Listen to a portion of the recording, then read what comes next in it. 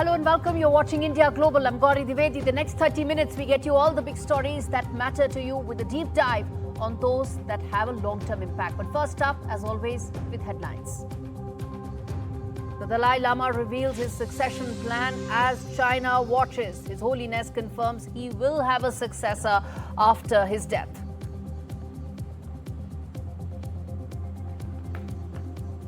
The Quad grouping confirms Pahalgam attack and condemns the terror attack without naming Pakistan, a huge push and boost for India's diplomacy.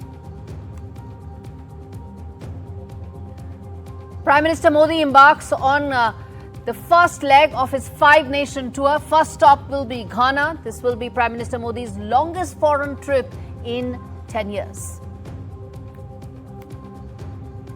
One of America's largest Hindu temples, Iscon Temple in Utah, has been attacked in a suspected hate crime. Multiple shots fired at the temple in Utah while guests and devotees were inside. Iran has suspended cooperation with UN nuclear watchdog. Iranian president gives his final approval to end the cooperation with IAEA. This comes just days after suspense remains. Confusion continues as far as whether or not the American strikes were able to obliterate the 3 Iranian nuclear sites.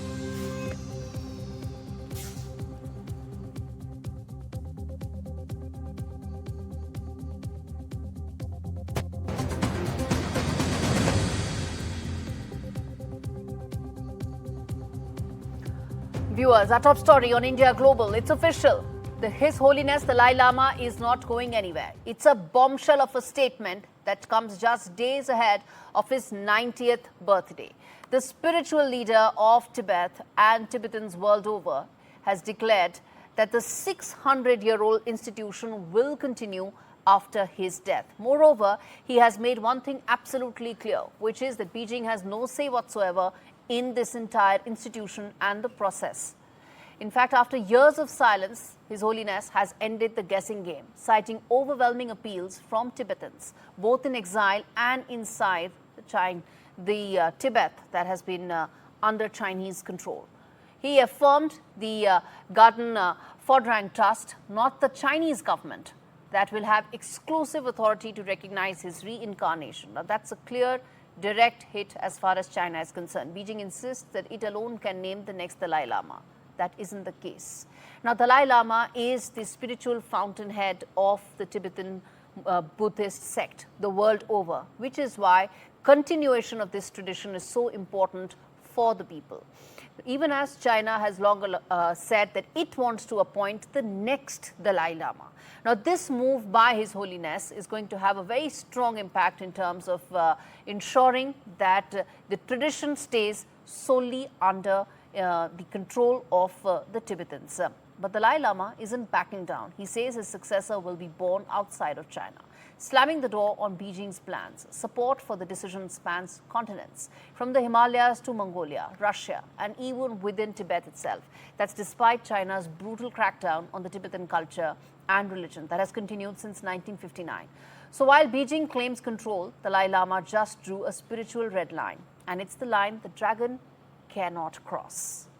Let's quickly now first play out the soundbite of His Holiness. We, of course, then go ahead with the big questions, as always.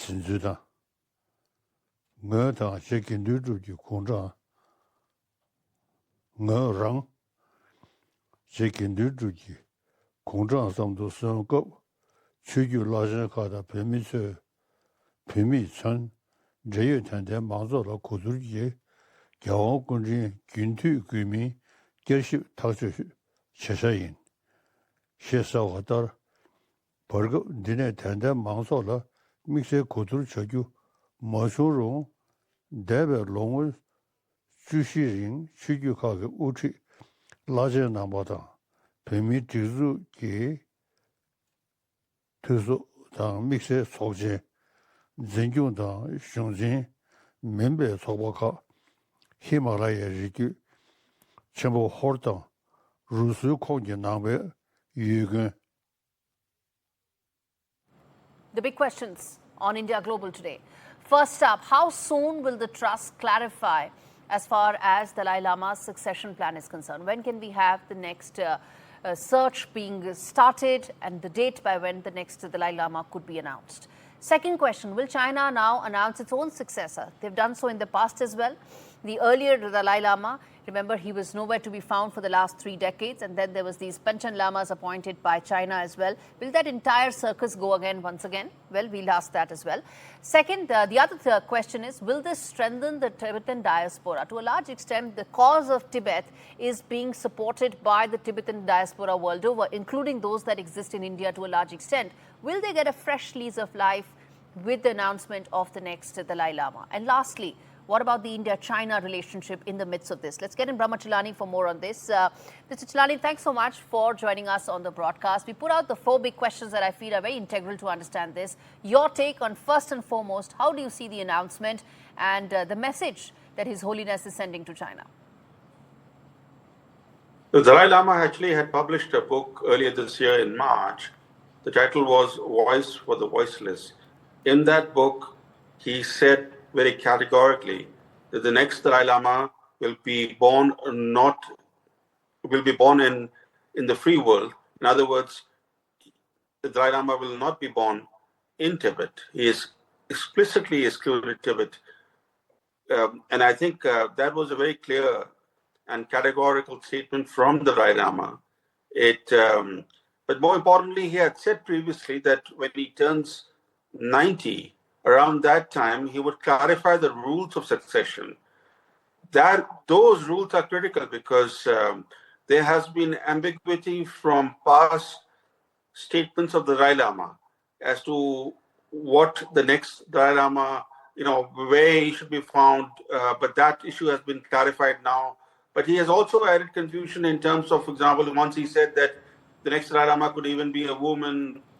He once said that maybe the Dalai Lama institution could die with him. Yes. But again, that part at least he's now clarified that this institution will continue. This is a 600-year-old institution.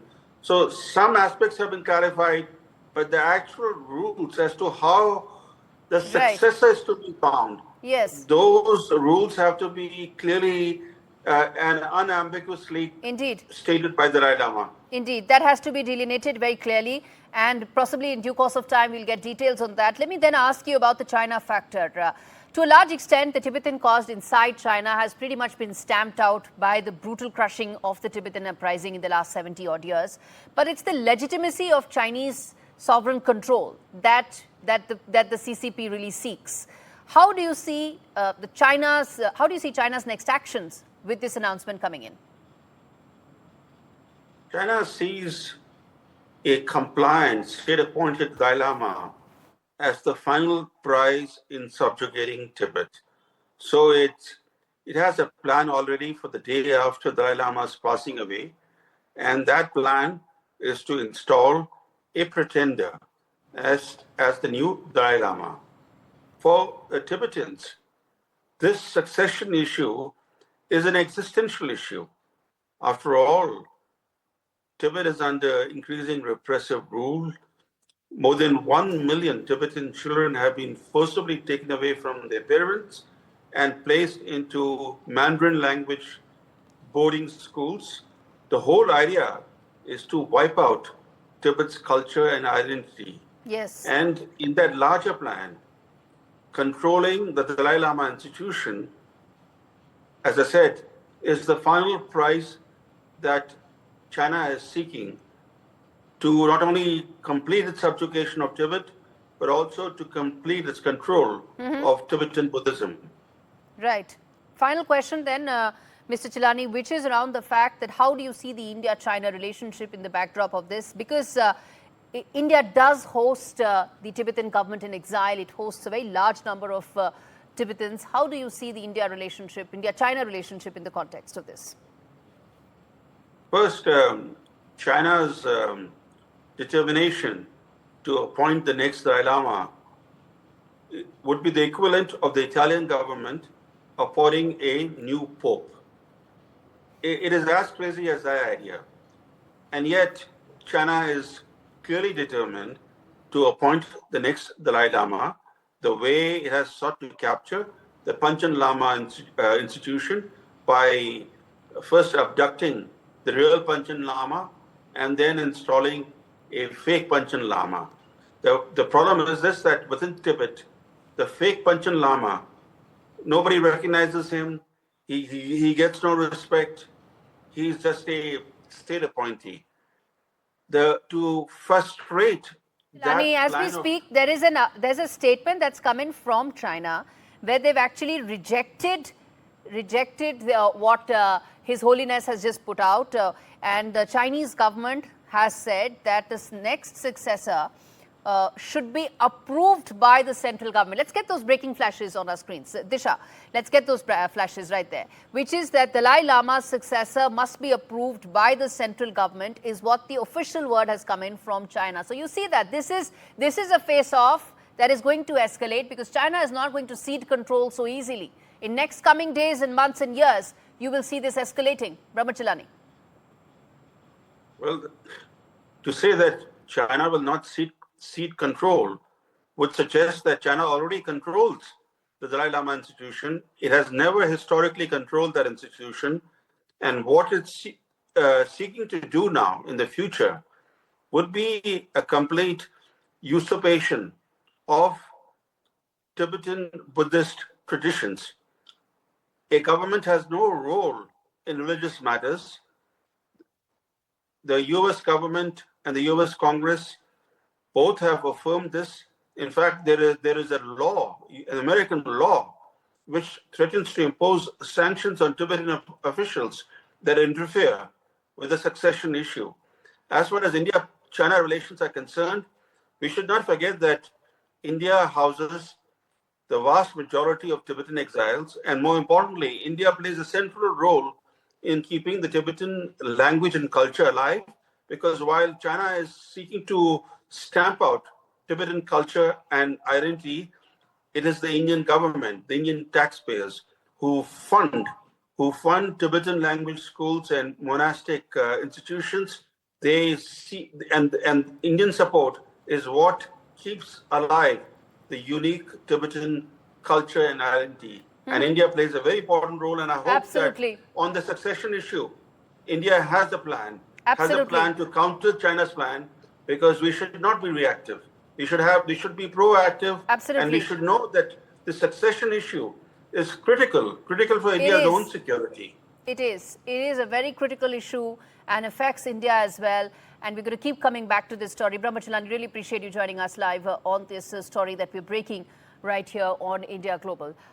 All right, viewers, as we keep a very close watch on what's unfolding as far as the issue related to Dalai Lama is concerned, there's another important update. That's the latest as far as the stunning diplomatic victory that India has been able to achieve as far as the Quad Foreign Ministers meeting is concerned. Even as Pakistan takes the chair of the UN Security Council this July, the world's most powerful democracies have just sent the message to Islamabad loud and clear, which is enough At the Quad Foreign Ministers meeting in Washington, External Affairs Minister Dr. Jaishankar did not mince his words. Without naming Pakistan, he tore into the world's selective indifference to terrorism.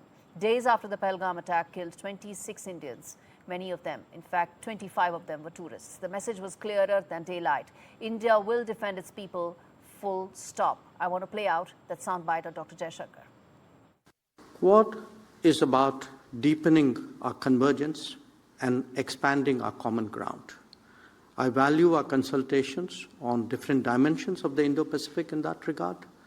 A lot is happening in the world, and I'm sure that our exchange of views will be very valuable for all of us.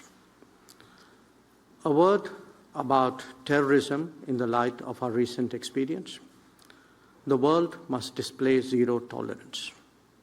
Victims and perpetrators must never be equated. And India has every right to defend its people against terrorism, and we will exercise that right. We expect our Quad partners to understand and appreciate that. All right, viewers. Now, well, let me just end by saying that Pakistan may be sitting in the UNSC chair, but it was left red-faced as Jaishankar slammed the global double standard as far as Pakistan being the fountainhead of global terrorism that continues to come from its soil. I'm going to now shift focus and talk about, well, Prime Minister Modi's very important five-nation tour, which is the longest he's undertaken in the last 10 years. He's embarked for Accra, and which is Ghana, where marking the first leg of his five-nation tour aimed at reinforcing India's global South partnership. So with a focus on strengthening bonds across the global South and both sides of the Atlantic, the tour includes visits to Ghana, then Trinidad and Tobago, followed by Argentina and Brazil, where he'll be there for the BRICS summit. And in the end, wrapping it up would be his visit to Namibia, nations that Prime Minister Modi described as vital partners in India's evolving foreign policy architecture, spanning historical ties, cultural linkages, economic engagement and multilateral cooperation. And that really is summing up as far as the importance of this trip and several aspects of it, which will be both diplomatic, economic and others. All right, an update coming in as far as the India-US trade deal is concerned. It's been in the pipeline for some time, but there's been a lot of progress. And in fact, Donald Trump has said that a major trade deal with India could be close, potentially slashing tariffs and opening doors for American companies. Speaking on board the Air Force One, Donald Trump said India may finally lower barriers for American businesses, a move that could help avoid the sharp 27% tariff hike that may come in from 9th of July. India's Foreign Minister, Dr. Jaishankar, now in the US, confirmed that talks are intense, but added both sides need to give and take. For now, all eyes are on India and the 9th of July deadline. Will the deal get done by then is the key question. Let's first listen in to what Donald Trump had to say as far as this deal, which many believe is pretty much now on the anvil. Week before we're going to have a deal with India, possibly. And that's going to be a different kind of a deal. It's going to be a deal where we're able to go in and compete. Right now, India doesn't accept anybody in. I think India is going to do that. And if they do that, we're going to have a deal for much less tariffs. All right, viewers, on that note, a quick break on India Global. We return with the other story that has shocked many around the world, which is the attack on Iscon Temple in Utah. We come back with details of that.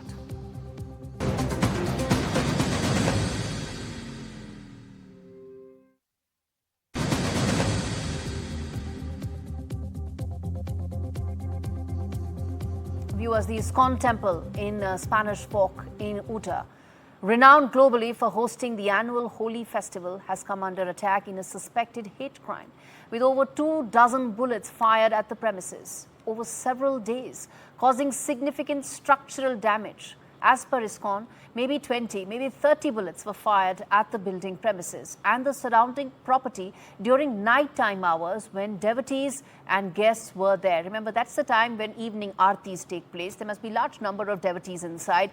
This is when this incident took place, resulting in thousands of dollars of damage to the temple's intricately handcrafted arches, but at the same time putting at risk so many people who were inside the temple there. Now, the Consulate General of India in San Francisco has expressed solidarity with the community and urged significant and swift action to be taken. But the larger point here is that why is it that you have a Hindu place of worship being under attack there and no voices being raised as far as widespread condemnation is concerned? That's the big question that we are putting out here as far as India Global is concerned, to tell exactly how significant has the hate crime increased with regards to Hindus in America.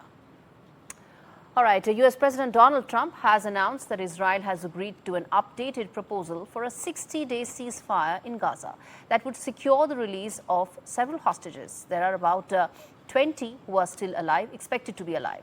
He urged Hamas to accept the deal, warning on Truth Social, that is his social media platform, that it will not get better.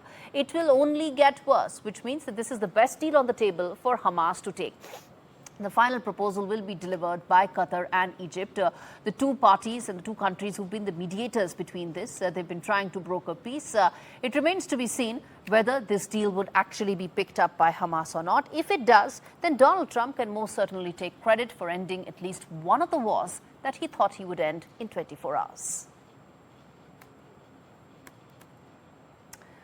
More news coming in from the US. Roughly 2 weeks since the American strikes on Iranian key nuclear facilities, Tehran has officially suspended its cooperation with the IAEA. That's the UN nuclear watchdog, that is International Atomic Energy Agency. That's what the official announcement has come in from Iranian President Mohammad Pezeshkian. He's officially notified the cabinet of the enactment of the law suspending cooperation. Now, this comes after Iranian parliament approved the bill on Wednesday. Now, this means that the law will stipulates that any future inspection by International Atomic Energy Agency would need approval by the National Security Council. It essentially pretty much puts any possible conversation regarding Iranian nuclear program in the cold storage. Now, where will that leave talks between Iran and the US, brokered by several people in the Middle East, remains to be seen. It could potentially force Donald Trump to double down on his sanctions as far as Iran is concerned. He's been talking about putting the lid off,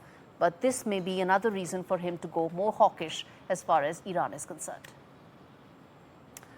US has halted some weapons shipments to Kiev as Russia's war against Ukraine has intensified. The decision was taken to put America's interests first, following a Department of Defense review of American military support and assistance to other countries. US has sent tens of billions of dollars in military aid to Ukraine since Russia launched its full-scale invasion in February 2022, leading some in the Trump administration to voice concerns that US stockpiles are now too low. The Ukrainian government has not commented on the announcement, and US officials did not say which are those shipments that are being halted. Now, this means that America is preparing for its own military arsenal rather than providing anything more to Ukraine, probably setting the stage for some sort of a peace talk to be accepted by both sides.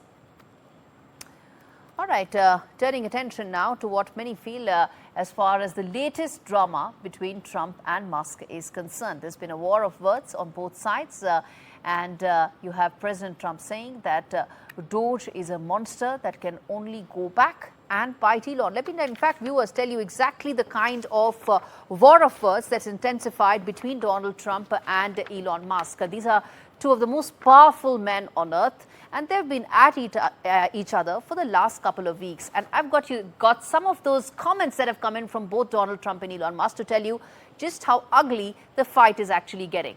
Now, Doge is a monster that may go back and eat Elon. That is what Donald Trump has said, that, and hinting that when it comes to cost cutting, it may actually be Elon Musk's companies that may be at the receiving end of it, and said that Doge should review Musk's subsidies. Which are these subsidies? We're talking about billions of dollars of subsidies that go to his electric vehicle program that has largely been funded by the subsidies. And then says we'll have to take a look on deporting Musk as well. That's what Donald Trump's comments have been. Now, why is he talking about deporting Elon Musk? Well, there's been in the backdrop, in the past, there have been some comments about Elon Musk when he moved from South Africa to US. The visa status that he had moved on did not allow him to work. And that could be the backdrop of him making probably the biggest threat possible as far as Donald Trump and Elon Musk are concerned. Now, what has been the response that has come in? Well, he hasn't held back, Elon Musk. Look at what he's saying. Tax cut bill is a disgusting abomination. That's the first thing that he has said. Then he went on to say, we live in a one-party country, the Porky Pig Party. Look at as I said, he's not holding back either, because he sees billions of dollars of his EV subsidies pretty much now being written off. And lastly, he said, so tempted to escalate, but will refrain for now. So he's willing to take this a notch higher. He's just stopping it right now. I don't know who's been able to advise him for some caution, but maybe it could be only for some time, because both men are known to, in fact, give it as good as it gets. One thing what I can say is that Elon Musk has pretty much written off the $300 million that he had given to President Trump, because that's what the commentary looks like. Is there an olive branch in the offing? Well, no one knows. But viewers, that's what it's looking like right now. That was the kind of face-off that I wanted to share with you, viewers, in terms of what all has been said between the two sides. Well, I want to now, as we wrap things up, tell you one thing, which is about Anil Menon. That's an important story, as India has been celebrating its space mission. And as we celebrate Shubhanshu Shukla, let's also now celebrate Anil Menon. NASA astronaut has been assigned his first mission to the International Space Station, serving as a flight engineer and expedition of a crew member. Menon will launch aboard the Roscosmos Soyuz MS-29 spacecraft in June 2026. During his expedition, Menon will conduct scientific investigations and tech demonstrations to help prepare humans for future space missions and benefit humanity. As I said, we celebrate Shubhanshu Shukla. It's time to also celebrate Anil Menon. All right. With that, viewers, we wrap things up on this edition of India Global. Thanks so very much for watching.